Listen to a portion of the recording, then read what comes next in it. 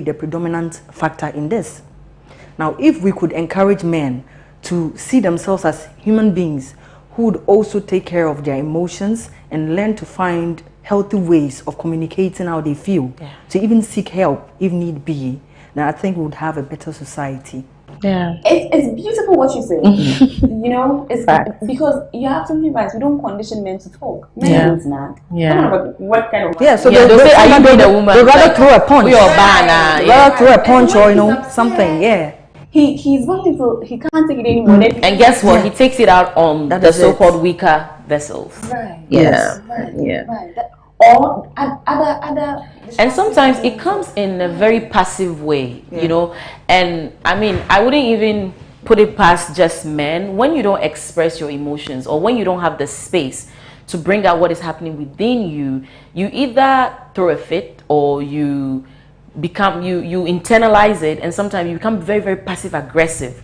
There are some people who will not tell you straight up that you are doing this and it's harming me, but they will take some actions that are very, very, problematic. So it's very, very important. I mean, let's look at, and again, let's take it to the extreme. Let's look at these people who commit serial killers. You go back into their past, and there are so many pent-up emotions and pent-up drama. So expression, expressing is good. The thing is, let's continue to nag. Right? That's debatable.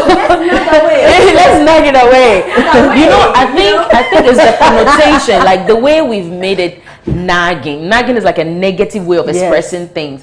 But if we could just make it about communication, like I'm just saying, hear me. I'm just saying, hear me out. Mental health, call it what you may. So I think we should encourage men to nag as well. Exactly. Let's nag away. I will encourage it in a healthy way. Yeah, because we are not so, we don't really understand communication. Good. Sometimes somebody just, genuinely and simply putting out how they feel. Yeah. We can't stand it. We don't want to hear it. It's nagging to us. But sometimes it's really not. And it's important to hear it. It's uncomfortable sometimes, it. but for the sake of peace of mind, sometimes there has to be conflict. And if you keep avoiding the conflict out there, you are going to build a conflict within yourself, and it is going to come out in a very drastic way. Yes. Yes. Okay, so I love what we just did right now. We just legitimized nagging. Effective communication. Yes, that's the word. Nagging. Yes. Nagging is not so constructive. Yes. Yeah. With nagging, I think you don't really have an end goal. Like you want just ranting a solution, or you want something to be better. It's just ranting here and there. Yeah. Effective communication. Yeah, and be intentional about it. And intentional. I like that. So sit people down. Yeah. And let them know. Yes. Yes. Okay. So immediately, it brings me to, again, the social and economic factors that put women at greater risk. And here, I'll just a few that I noted down myself. I have here exposure to violence. Yeah. I have here objectification. I have here discrimination. Yeah. I have socioeconomic inequality. Yes. And this is our reality. This is our reality. It is 100%. So would these be the socioeconomic conditions that predispose us as women to mental health challenges? Oh, definitely, because as women, we know this is our daily reality. Like I always say that going out as a woman on your own and coming back alone intact, it's something to celebrate. It's a miracle. It's not like a miracle, but like it's something worth being grateful for, because it's not easy out there. The moment you step out there and you are alone as a woman, you are predisposed to all sorts of violence and harassment. We are vulnerable. And unfortunately, instead of society acknowledging this and providing safety, they make it seem like, okay, you are the weaker version, or it's your problem. Take care of yourself. If you know you are weak, don't wear this. If you know you are weak, don't pass it. But you could be wearing anything and you are still prone to violence. Yes. Yeah. I don't know if I'm alone, correct me. I have mechanisms. Yeah. Like if I'm driving in a not so safe environment. Yeah. I'm careful as to how much eye contact I keep with somebody. Yes. Yeah. I don't know if that makes sense. Yes, Like I have things that I do.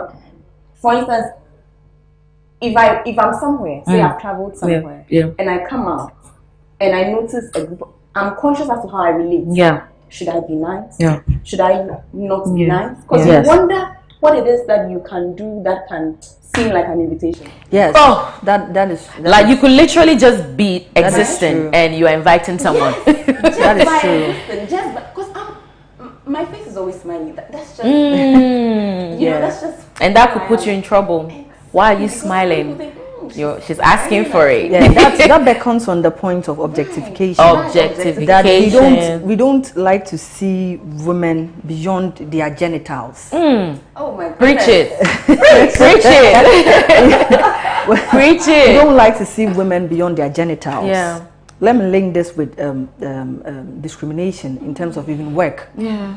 I mean, a woman. It happened to me so many times.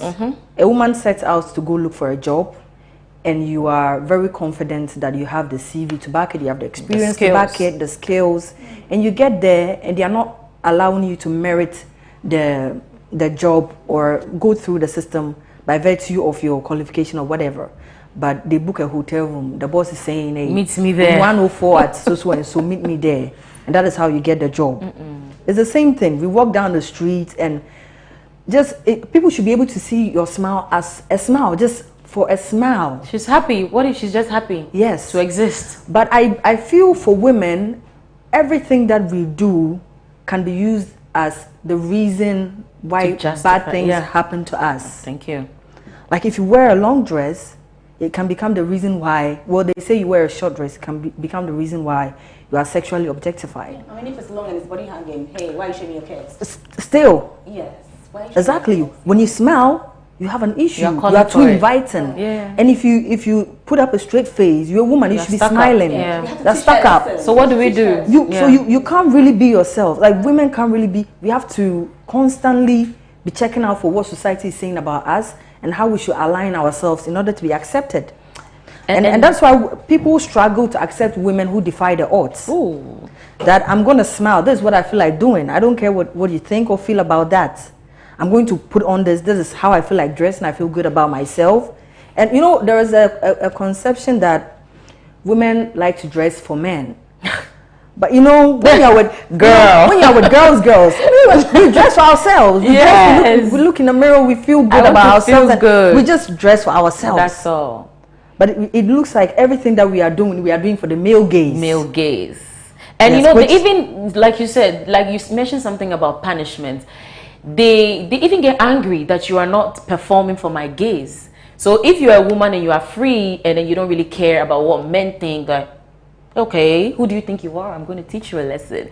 And now let's bring it back to mental health issue. You realize that a lot of women, I don't really have the statistics to back this, but per my observation, I've realized that a lot of women suffer anxiety because by just stepping in certain places, you're always looking over your shoulder. You are watching your back. Who is watching? And you also have to be kind of defensive in a way, thinking for the other person. Okay, the way this guy is looking at me, he may think I'm inviting him. Let me frown. Let me do this. So you are always having to adjust your body language, your demeanor, everything. So women walk around with a lot of anxiety, what is it? Is it awareness, insecurities? Like it's just all over the place. Contorting ourselves.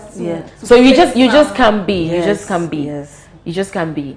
A smile was just sometimes when I'm in a taxi and I realize I'm the only lady in the taxi, I'm like, oh, now what do I do? Okay, I need to put my bag here. I need to know the exit. Should something happen, this is where I'm passing. Men would never. No.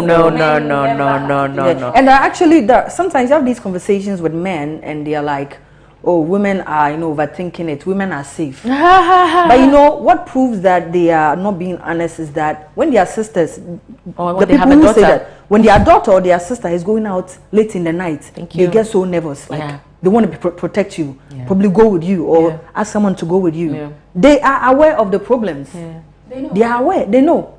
They only when it applies to them. They know. They just want to there make it. There is a struggle in accepting that. Yeah, instance, this is the issue. At home by himself is fine. It's fine. He's fine. He's definitely fine. At home by himself, that's a problem. Yeah. Even our little girls. If you have boys and girls at home, we always want the girl to be at home by the mother's side. Yeah, but the boy can go out and play, and it's fine. We don't really worry about him. He's going to be all right. But the girl, we're always thinking, hey, what if somebody does this to her? So these are real issues. Yeah, that we cannot deny. They are with us. Right. Okay, so let's go for the big one. The big one. Yeah. You know, actually two of them, two big ones. First, let's talk about the violence, and then let's talk about the finances. Yes. Right. Violence because, I mean, even go to the law enforcer and say that he has hit me, and you're going to be asked, what did you do? Yes. Yeah. What did you do? So society sorts of, I mean, it's not as if we say hate women. We don't say hate women. No. But we appreciate that it's part of us for men to hate women. It's part of marriage. It's part of relationships. It's normal. You know. So in as much as we say to men, don't hate women, we haven't made it. I don't know if I'm not expressing it. We just haven't make it like a serious deal. It's not an abomination. Yeah. Yes. Yeah. Yes. It's not taboo. Yeah. Yeah. It's just something that is undesirable. Yes. Yes. That's we don't true. encourage you to do it, but well, it could happen. I mean, there are people who say, well, if she provokes me, what am I supposed to do? Yes. Yeah. But also it's because there is this, low-key acceptance of this because we have already put men in a box that we feel this is how they also project their emotions. Or Bema, or your Bema. Or a Bema. But Bema doesn't mean violence. That is just a connotation we have given it. Right. Yes. So be gentle with the way you speak with him. When he's angry and he's speaking, don't speak. Yeah. Wait till he cools down. No. We should be gentle with human beings, full stop. Yeah. Women do get angry as well. I mean, men also get angry. Yes, but we have just kind of prescribed ways that men should express themselves and women should. But you see, when it comes to mental health, and again, correct me, I think that, and perhaps it's also my upbringing, that act of physically assaulting someone for me would damage me. I don't know if that makes any sense. Yeah, like when someone physically assaults you, it will traumatize you. It goes deeper than definitely the physical. Yes, definitely. It goes to value for me. Yeah. What do you think of me? Yes. Yeah. Of course. Yeah. Who am I in this world? Like, what's my place here? That somebody can physically hit you. Yes. Right? I mean, do we ever think about psychological impact good at that? We don't look at that. Yeah. Because most of the time, physical violence shows on the skin. We feel that is where it remains. Good. But it eats into our whole fabric. Yeah. Sometimes it can make you question your value. Am I not worthy to be treated with dignity and respect as a human being? It does a lot to us. I'm going to go to a very controversial place with this topic. Let's go. I'll take it back to the home. Right. Our homes. There are so many comedy skits about African parent, and it's always slaps, it's always hitting, it's always violence, and we laugh. But sometimes I used to laugh too. But then when I ask people that when you laugh, are you really finding it funny, or you just want to make it light so that it doesn't traumatize you? Because sometimes through religious backings and traditional or cultural upbringings and conditions, make it okay that akolaya ade abono. But this same child is going to grow, marry a wife, or ade obono, because osano. When he did something wrong, yabono. So we are, as human beings, psychologically, we are able to survive through patterns, through repetition, through programming, through conditions. So this is what we've known. And with the issue of gender-based violence, we need to really tackle it from the root. Who has taught us to be violent, really? And who has enabled it? Because there's one thing of teaching or going through the trauma as a child. And then when you become an adult, what is making you okay? What is making it okay to keep going at it, to keep doing it, especially to people whom you know they can't defend themselves, or people you claim to love? I mean, if as a father, I can tell my child I love you. It's I'm slapping him. Thank you. He can tell his wife I love you. Yeah. And the next minute slap Yeah. him. So there's a problem in our family system.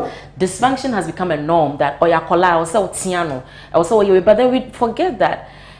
Now, sometimes when they hit us, they don't even explain to us that, okay, this is why, or this is the reason, I'm doing this for this, but and that's all you know. And now when you grow, you still haven't resolved the issue. Whatever you did wrong for which they hit you, you still haven't corrected it. And it's still there. And so, and when someone does the same thing to you in any other form, you won't be able to regulate it. You don't know what it is. The last time this thing happened, they hit me. So the right solution is to hit the person. And we have given men that mandate to do that. Like, it's just there. Like, obiya there, because also we haven't given men the room to regulate emotions. But you see, the thing for me now is, how do you tell a grown man who has gone through his whole life accepting beatings as a form of love, suddenly that now it's not a form of love anymore? Because from when he was a child, this is what was the norm. Yes, when he did something wrong, his parents beat him as a sign of love, to correct him, to make him a better person, to show him the way to go. How do you suddenly, now that he's a grown man, want him to unlearn years of, It's hard, but you have to start somewhere. It's awareness, conversations like this, and openness to new information. Like, whatever you went through as a child is not your fault, but then how you get to resolve it as an adult is your responsibility. You have to do the work. Otherwise, you keep repeating the patterns, and it is your children and your partners that are going to suffer your unresolved trauma. Okay. So violence, no, don't hit. The hitter is going through psychological effects. I like to put it in nuggets. Oh, definitely. Okay. So now let's talk finances. How does I want to say the kudi, the l'argent, the kudi. How does the kudi affect our mental health as women? How is it a socioeconomic factor that predisposes us to mental health? Well, I feel generally in society there is an unequal distribution of resources. Some people would say that there are a lot of women who are doing businesses, so women are okay. But tell you what, when it comes to really meaningful resources, I mean, we have resources. 10 cities is money. Right. 1 billion is money. Right. But yeah, when it comes to meaningful resources that can really do stuff. Generational wealth. Yes. It is really in the hands of men. And this has been created, it was created from a very long time ago. It's not an issue of today. It stems from the place where we started out as a society, where we placed women in domestic roles. So we're expecting women to tend to the kids, take care of the home, do the cooking, the cleaning, and allow men to go out there, work, make the money, and come back. So even though times have changed, women are working, women are going to school, they are working, they are up the corporate ladder, they are doing businesses and all of that.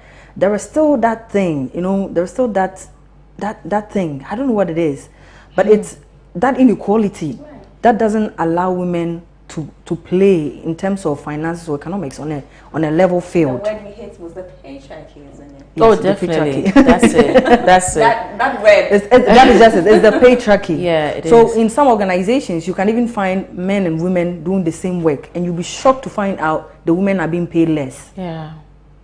Unequal pay is a thing. It's not a thing of the past. It's happening today. It's happening. Men and women doing the same work. The men will be taken higher. And we ask ourselves why. It's like you commit a crime just by being a woman. And of course, this affects you psychologically. Yes, like, it does. What it does is that with women, it just feeds more into the inferiority complex that has been created for us. Like, when things happen and you question your value, like, what is it about me? Like, I'm qualified, I have the skills. So am I not valuable just because of my gender? My value has been decreased. And it gets to a point where, you become so desperate and frustrated that you have to play by the rule or play by the game. And it's depressing. It's very depressing. Most women are in situations that are not flattering. They don't wish to be there, but they have to. And it kills them inside. And even when they do these things to make them survive, society is still going to bash them. I mean, there's always this bashing of slay queens or girls going after sugar daddies and all that. But then I'm like, so you have a problem with a lady being a slay queen or a girl having a sugar daddy, but you don't have a problem with a man. Oh, yeah, the baby girl lifestyle. But you don't have a problem with an older man preying on younger girls. You know that she's vulnerable. She actually does need this money.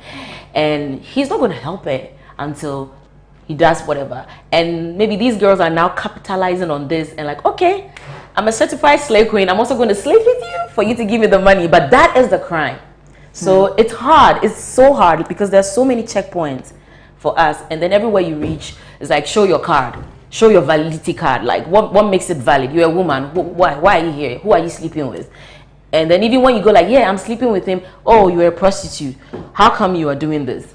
No, but this is the only case where women are seen as prostitutes. Yeah. And we never consider the other person they committed it with. Yeah. Nobody ever does. Yeah, I mean, we are prostitutes on our own. Yeah, like women are prostitutes all by themselves. By themselves. We do bad all by ourselves. Who is patronizing this prostitute? Right. I was telling a man the other time. Patronize ourselves. I was telling a man the other time. He was ranting about prostitute. I'm like, you know what, my guy, trust me. If all customers of prostitute decide that we are going on strike, prostitution will end. That's the only solution to prostitution. And just stop patronizing. Yeah. Don't criminalize the man who is patronizing. What about the clientele? Yeah. Because there's no business without clientele. Yeah. I mean, demand and supply work hand in hand. Exactly. If women are supplying that, who is demanding it? Who is demanding? Nobody's looking around. Nobody's looking around for that. Yes. Right. And just we will take a break, but just before the break, you know. Finances, and so what I'm saying here, doesn't it feed into all the other ones? This exposure to violence, objectification, doesn't it feed into all of these factors? It's all interlinked. Because a man would feel free to objectify you and abuse you, and because he's paying for you. Essentially. So even in a marriage, if I'm the one doing all the paying, then what I say goes. I mean, he who pays the piper calls the tune. Yes, that's true. Wouldn't that be? Yeah, I mean that's the case because finances, money is a tool of control. I mean, we are in a capitalist world, so anyone who has the money calls the shots. So in a case of a household where the man is the head of the home, he's bringing the money. He calls the shot, and he can do whatever he wants to do with you. I mean, sometimes too. Let me. There is another side to this. Yeah. We can have households where women are actually making more money. Yeah. Women are bringing home more money, are taking care of more things than the man is. But sometimes, even when they go out there, they have to hide. So women have been taught that in the presence of your man, no matter how big you are, you have to minimize, and that is your place as a woman. Oh. Yes, so if, let's say, a man and a woman go on a date, the woman would probably even give the money to the man to pay for it. I've seen it. Under the table. My girlfriend. And I said, look at what she's doing. She literally opened her bag. Under the table. She kept prompting the Yeah. Just pay. No. But what does that mean? So it doesn't really matter that. It doesn't matter. Maybe have more money than you, but it's your treat today. He's the man. He's the man, and he's supposed to be in control financially. Being a man is not synonymous to payment or provision. The man could have more money than you. Yeah. But for this particular date, you are the one who is treating. How about that? Yeah. Because we feel it doesn't look good on men.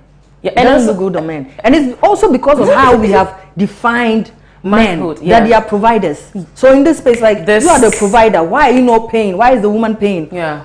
Let me use the word Oje Obama. Yeah. Oje Obama. Yeah. And and this also goes to affects the mental health of men. Yeah. Because there is always pressure on men to provide. So much. I mean, the fact that you're a man doesn't mean you must provide. Sometimes really you are not in the position to. It's okay for a woman to step in.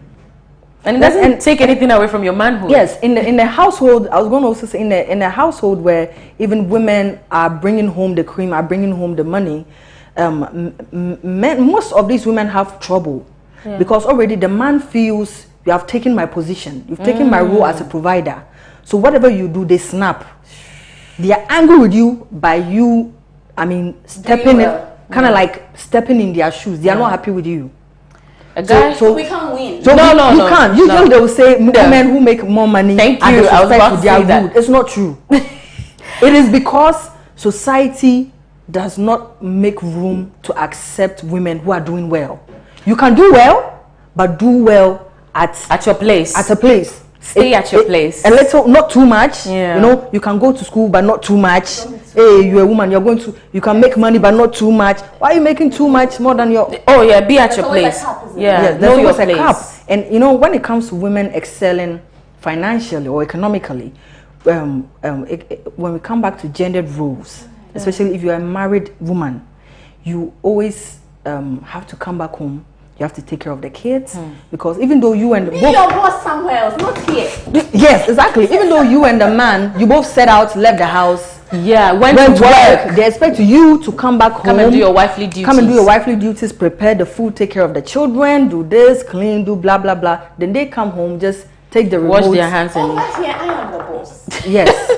And it's not fair. Yeah. So these things really strains women and doesn't allow us to really push the boundaries that are fighting against our economic growth. All go to our mental definitely. Like I was going to say, you will find well-established women, successful women. They have money, you know, they are excelling, but their mindset. When you see that she's all that, but when she goes home, what she goes through. And sometimes when people are in abusive relationships or unhealthy relationships, it's not because they enjoy it, but because they are still boxed in their mindset. And where they are mentally, they don't have the willpower or the capacity or the motivation to move. Because where are they going though? Because any marriage or any relationship that collapses is that what did the woman do? Or what did she not do? So that mental pressure is there. Well, let me just stay for the sake of the kids. Let me just stay to save face. And then women are depleting. A lot of women look grown, like look older beyond their age. A lot of women are angry. A lot of women are not happy. Like when people always say that women are their own enemies or women are bitter, I'm like, can you tell me a reason why not? Like, because I know it's also another stereotype that is used against women, which is not entirely true. But I'm like, when you say women are angry, can you tell me in this society that we live as a woman, are there reasons for us not to be angry? Imagine everywhere that you go, you are questioned not because of your intellect, not because of your skills, but because of your gender. Anywhere that you go, someone is trying to get into your pants. If you succeed, you are cheap. If he doesn't succeed, you are stuck up. So tell me why I don't have the right to be angry wherever I am. So yes, we are angry. Yes, we are mad. So we need healing. Women need healing. We really do. I want us to take a break. I want us to think on this. How do we manage? Because this is amazing. So how do we manage all of these issues and still keep a healthy mind? And keep our mental health at where it's supposed to be at. That's the main a lot of work. So quick commercial break. Stay with us. We'll be right back.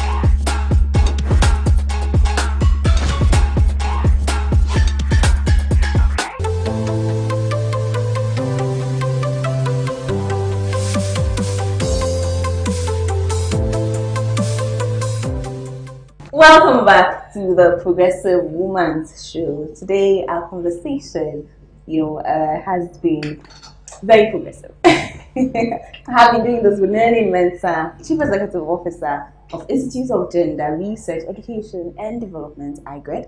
And just by way of throwing out some information at you, IGRED actually has a project that goes round, to enlighten people about mental health. They actually have mental health intervention programs that they undertake within the communities. We are also here with Roxanne Bougsin Koffi. She's operations team lead, also with IGRED. Ladies, I'm enjoying you. Yes. Oh, trust me, we're enjoying you, pa. So let's talk about coping.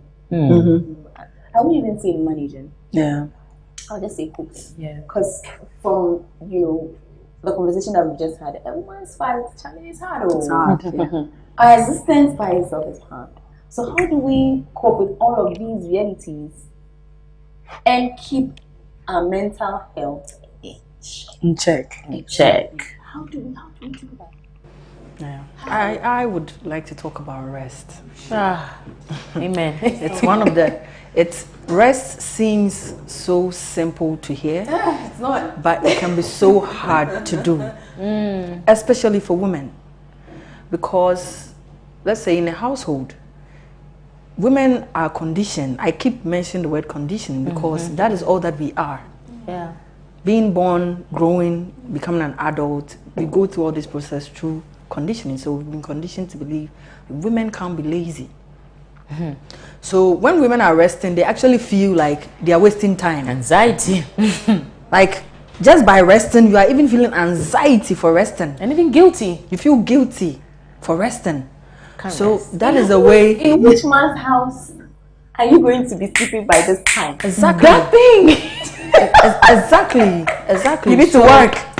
So yeah, we've been groomed to feel like we have to be suffer heads. Suffer heads. Yes. Wake up early, do this. You are tired, you tell her, oh my but won't you rest? Me obao. Let me meet me aje my home. Meji my home ye. No, would you want home be you be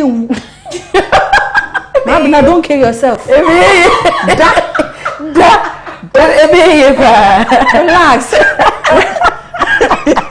Yes. Rest. When it comes to Mother's Day, and people are talking about why they love their mother. Oh my goodness. Explore that. Really, explore the things that people are saying. Everybody talks about the suffering of women. Labor. Why can't we love women because they were resting? How can we love women because they were always looking fabulous, always sitting pretty? But we are not accustomed. I love my mother for the way she used to read. We would just love women for that, sitting pretty and reading.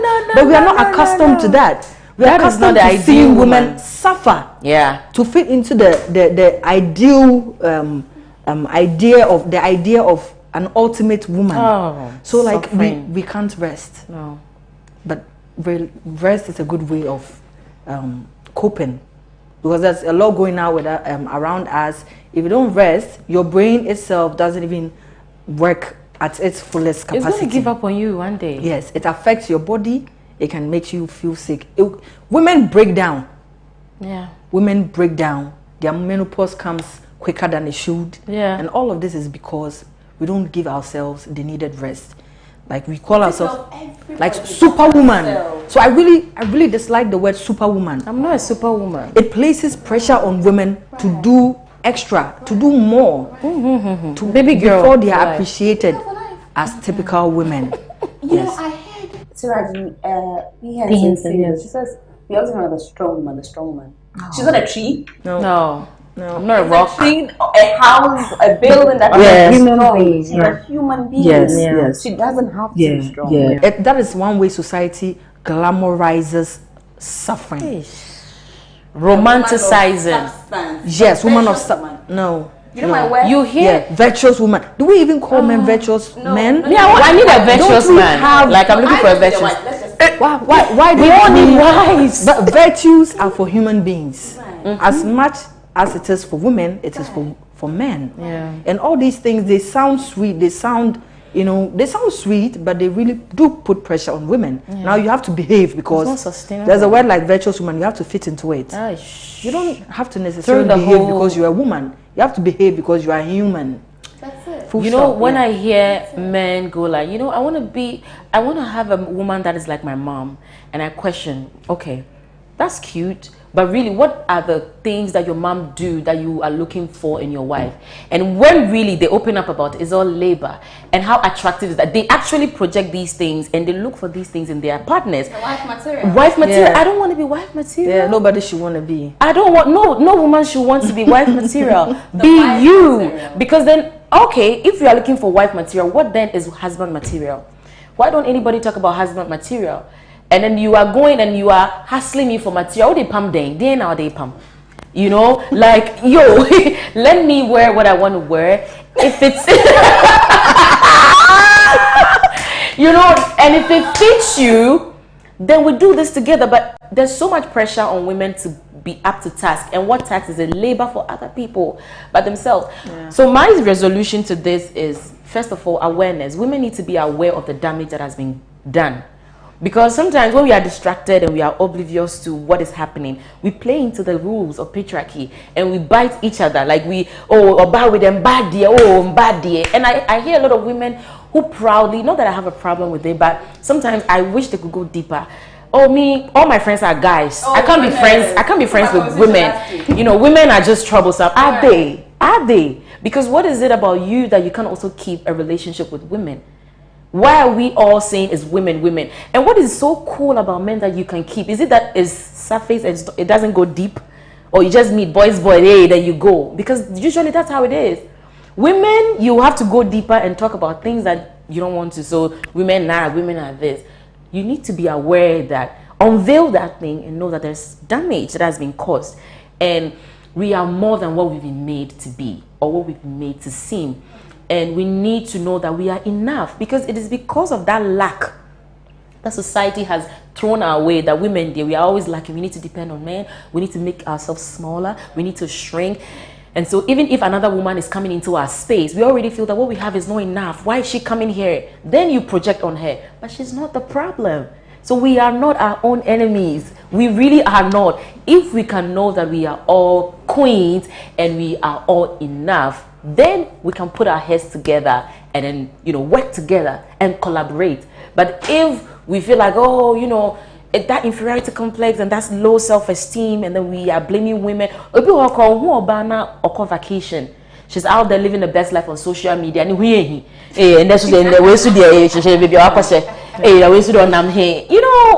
no.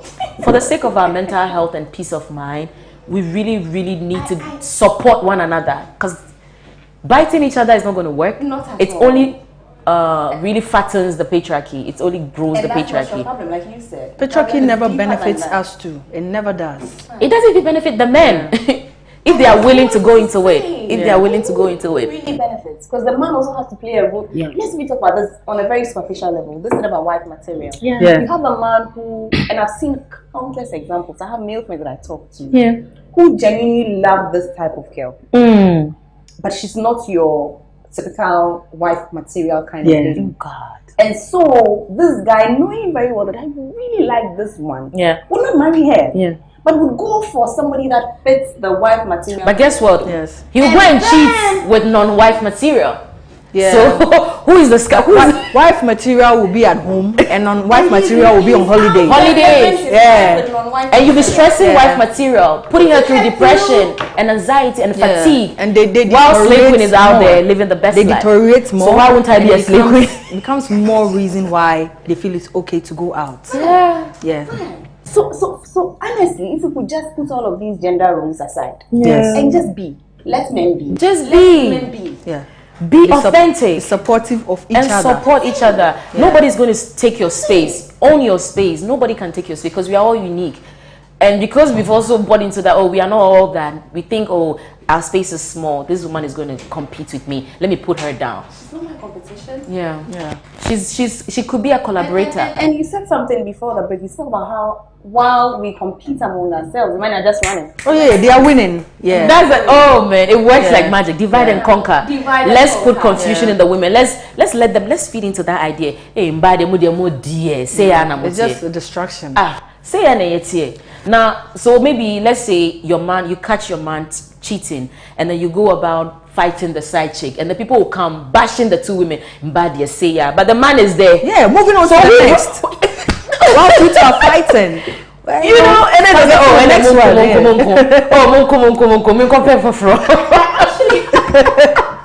It's sad, isn't it? I actually wanted to expand on this issue of rest, you know, and take it a step further to perhaps getting help. And I think that a week ago, 2 weeks ago, I had a conversation with Madame Betty Modidusu, Ghana's first female attorney general. And I asked her about, practical steps for us as women, you know, to help us to advance in what we. She said to me that for her, what has worked for her is appreciating that you need help. Yeah. Oh. You know, and so as she says that at some point in your life, your money should buy you help if it can. So if you can afford a house help, get it. If you can afford, you know, all the help that you can. Yeah. I want to extend it to things like a washing machine. Yes. To things that can help you. But then again, it comes back to condition, isn't it? Yes. It comes back to it, because even though these things, there are so many mechanisms available in the world now that are supposed to make life easier for us. So in the past, men would have to go into the forest, bring stakes or whatever materials to make their own houses. Now they get carpenters. Their resources are doing it for them. Masons, they get tilers, they get whatever, and it's fine. And it's fine. And it's fine. But when it comes to women, it's like everybody's moving ahead. But if we try to also move ahead, you are lazy. Then we are called lazy. So you have to do it the manual way to still be seen as an alternate, an ideal blender. So yeah, even men who appreciate this fact and want to, you know, support their women when it comes to domestic work or other things, buying washing machines and stuff like that. They get friends who bash them. Sometimes you're making your wife lazy. This, that. But I mean, if you are not walking to work now and you are using a car, why should a woman? Why don't we deserve comfort? Yeah, why don't we also deserve comfort? You don't even abuse this word lazy. I mean, what does even laziness mean? I don't even understand. I don't relate to laziness, because sometimes, like she said, it's okay to be unproductive, because we as human beings, we are meant to just be. It is because of survival that we need to do to survive. But when it becomes all about survival, then you are not living, you are not being. So sometimes take a break and just be. The original plan is to just exist. So exist, and especially for women, where we've been conditioned to be fixers, emotional laborers, or laborers for everybody else, prioritize your things and know that you cannot do it all. And you know, make sure your priorities are in order of preference, and yourself at the top. Because women struggle with being selfish, especially women with kids, women with partners, and even sometimes, even when they don't have kids, their partners become their firstborn. Maybe me firstborn. Why? Why? So please, like, prioritize yourself, and it's okay. Society will bash you, but it's okay if you can afford help. If you can't, take small steps, take rest, and then know that you cannot do it all. Take a break, and then if you need to see a professional, to please go talk to someone. Go see a psychotherapist if the depression is getting too much. Let's talk about that, because that's also very important. There comes a point at which you realize that I'm not cool. I'm not managing. And we have so stereotyped, you know, seeking help professionally. But then that becomes a challenge. I was telling you, was it yesterday when we had a conversation? I'm not going to see a psychiatrist. I'm not mad. Are you kidding me? I thought I was saying that to go to the psychiatrist. Go to the where? Do I look mad to you? But let's demystify that. Because sometimes you do need to do it. And especially women, our bodies go through a whole lot. Talk of menstruation, talk of menopause. There's premarital depression. There's postnatal, prenatal and postnatal depression, like postpartum depression. During pregnancy, after pregnancy, breastfeeding, your body is going through so much changes, and then at the end of the day, 2-3 months later, your husband is expecting to lay with you, cook, clean. Come on, come on. You say what? Your snap back game is weak. Yeah. Your snap back. Beyonce. You need to be snatched. You need to be this. Baby girl, you're killing the yourself. expectations are And if too you much. die today, there'll be another woman who will come and do the job. So please, like, women, preserve yourselves, because you matter. You are enough. You are a queen. And go and see a professional. Let's talk about that. And I think let's talk about that. All right, so in terms of professional help, I mean, we cannot underestimate the importance of that. One thing that I know is mental health help, professional help in terms of mental health, it's quite a luxury in our part, because we don't really prioritize it. Not many people are, going in for it, so it makes it more expensive. Yes, and also we sometimes feel when there are people around us, we talk to them. I mean, it's okay. We've spoken to our friend, we've spoken to our best friend, we've spoken to our pastor, so we are fine. But yes, our mothers, so we are fine. But I would like to say that those are social systems that are really good for us. They help us maintain our mental health.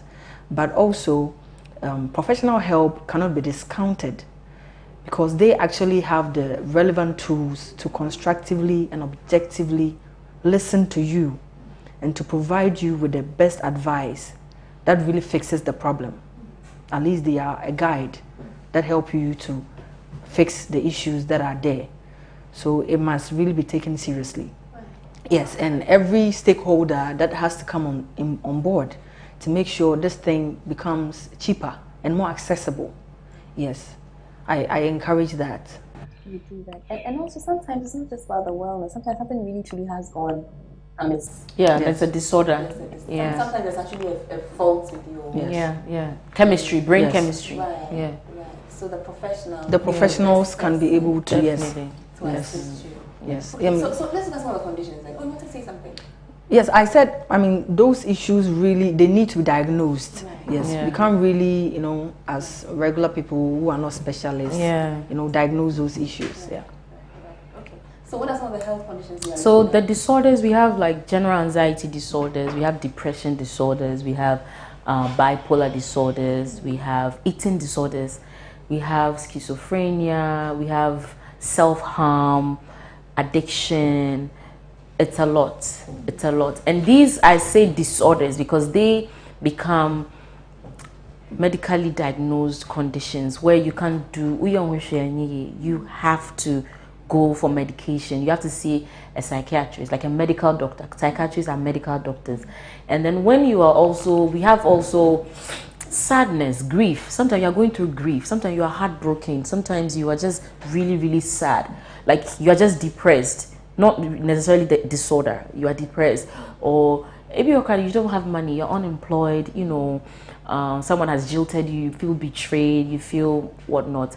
Sometimes some of these things, they traumatize you, they create trauma and injuries in your mind, or and you are reacting and you're not coping well. What determines a negative or a poor mental health state is the level of your coping. If you are not able to cope, because these things are always going to happen. Someone will die, you will lose a job, someone will break your heart, but how are you handling it? And if you find yourself in a place where you are not really doing well, talk to a therapist. And she said it's a luxury. So what I always suggest is, as women, we need more women's circles. We need support groups for just women. Just come and talk, rant and go. And it's there. Whatever happens there stays there. It's not like we don't weaponize on our issues, because like I said, the more you do that, you are still playing into the game of patriarchy, and you are never going to win. If you think you put one woman down to get there, you get there, you go and meet the chief patriarch there, and you're still not going to win. It's never a win-win. So what we do is to build our own circles, reform ourselves, and then strengthen, empower ourselves, and keep moving, because when there's strength in our circles, the outside world will have no option but to play by our rules. But when we are divided, it's never going to be. Yeah, and rest and play music. Do what makes you happy. I love dancing a lot, so I dance. I watch Netflix. Go and walk in the woods. Buy chocolate, ice cream. Do something like do something illegal, not illegal, but like just be, take a day off and just whatnot. Yeah, and self-awareness is key. Self-awareness is key, because if you're self-aware, then you will know your triggers. You know those who are provoking you. You know the environment in which you don't thrive, and you avoid them, or you know how to even respond to them. Because one thing society does to women is, because they've told us that we are emotional beings, but they are emotional, we are irrational even. They provoke you and you react and you are done. They can't hear you again. They think that's who you are. The reaction becomes the problem. So we should learn to be more responsive. Like, we respond more than we react. Because when they throw it at you, they know your soft, like where they can hit you. And when they hit you, and then you go, oh, mbadi eseya, and then now it becomes about mbadi eseya, and then be more constructive. I'm using Yes, be more constructive, intentional. Deal. Yeah, that's the only way. That's the only way here. The mind, otherwise. You guys have a program coming up. Yes, we do. Let's talk about yes. Yes. So as a self defense workshop that we are organizing for women and girls. Yes, and in this period, there's going to be a lot of activism and a lot of work that are going to be done towards the elimination of gender-based violence in society. So this is one of the things we are doing. Yeah. Yes, a self-defense workshop. So we have a taekwondo instructor. Pew pew. Don't play. We have a taekwondo instructor. That look more like shaku shaku than but it can be. You think I'm dancing? I'm about to punch you. That is the point. That's the point. Yeah. So we want to teach women about vigilance. Yeah. Because no matter what we do, we are in a society that we are not safe. Yeah. We are going to teach women vigilance. Teach women how to be confident in themselves, to be smart, security smart. Some very important tips, and also just teach women how to project their strength. Yeah. Yes, and how to take care of themselves, how to escape in certain times that are threatening to their safety. So these are some of the things that we are going to be talking about, and of course our taekwondo instructor will be there. Yes, leading the charge, and it's going to be so much fun. Yes. I love it. So we are inviting all women and girls. How do I come for this? I mean, how do I? Oh, so you can register. The link is on our Instagram or Facebook. Just go to @_IGRED or Facebook Institute for Gender Research, Education and Development. The link is there, and then you click the link, you register, and then we will contact you. There's also you can put our numbers out there. Okay, you have it? Yeah, 059 466 7806. Take it again. Yes. Yeah. 059 466 7806. Yeah, so it's going to 059 466 7806. That's 059 466 7806. Yes, at Osu Impact Hub, 11th December, 9 a.m. 9 a.m. Girls, It's going to be so much fun. Come, let's kick some ass. It's been amazing. Yeah. Thank you so much. So much. So that's Noelyne Mensah, Chief Executive Officer, Institute for Gender Research, Education and Development, IGRED, and Roxanne Bougsin Koffi, Operations Team Lead, also IGRED. Ladies. Hi. Today was good. Good. Yeah, it was good. We should. Yeah. Definitely. We will. We will. Thank you so much for having us. Yes. This has been our time on the show. Yeah. Just a few things that I want to leave you with. The need for rest. Self-awareness. Be aware. Live. Be. Not fitting into any mold. Not contorting yourself to anything that you don't want to be, or any expectation of you. Just be. And also, perhaps very importantly, seek professional advice when there's need to. So in essence, all we are saying or have been saying for the past hour for your mental health is the need to be authentically you, be fabulously you. Yes. Woman. See you next week. Bye.